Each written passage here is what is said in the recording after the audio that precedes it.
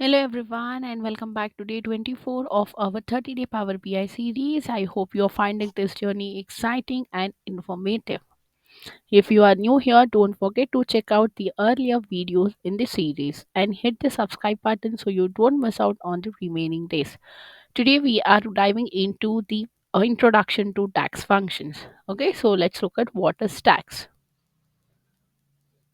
DAX or data analysis expression. So this is the full form of the DAX. Okay, data analysis expression is a formula language. So that is used in Power BI, Excel, Power Pivot, and SQL Server analysis services to create custom calculations and aggregation.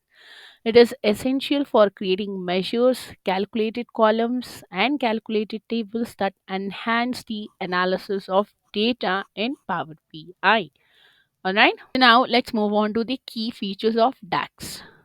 Syntax. Okay, so DAX expressions uses a combination of functions, operator, and references similar to your Excel formulas. That is your simple syntax. All right. Then we have a columnar calculations. So DAX works with the columns and table instead of individual cells, enabling you to perform calculation across data sets. And it's also use the row contacts and filter contacts. So this is the advanced capabilities to handle row by row evaluations and apply filters dynamically. All right. So uses of DAX in Power BI. So like the measures to create a measures, like if you want to calculate any total sales average or percentage, so you can use a simple measure formulas. And to calculate the columns, okay, so like you have a two columns and you want to calculate the two columns, so you can use a calculated column. So this is add a new column to table that is calculated from existing column.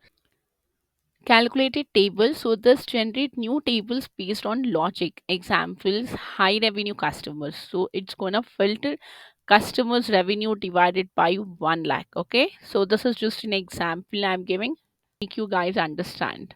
So why is DAX important? So DAX enables Power BI users to perform complex data analysis to build an interactive and insightful dashboards, so to make your reports more dynamic and responsive to user inputs like slices and filters.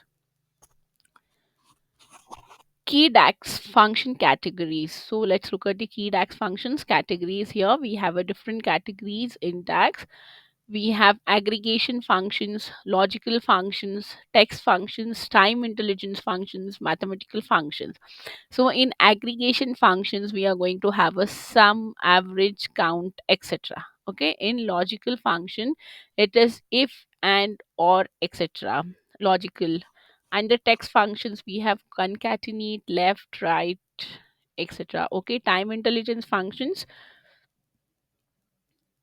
total YTD. So this I'll be explaining you in our upcoming videos. Okay, previous month, etc. And here the mathematical functions, we have a round, absolute, etc. Okay, so this is the just a small summary of the DAX. So DAX is the backbone of analytical calculations in Power BI that allows you to transform your raw data into actionable insights. Okay, that's all for today. I hope this clears up the tax functions for you.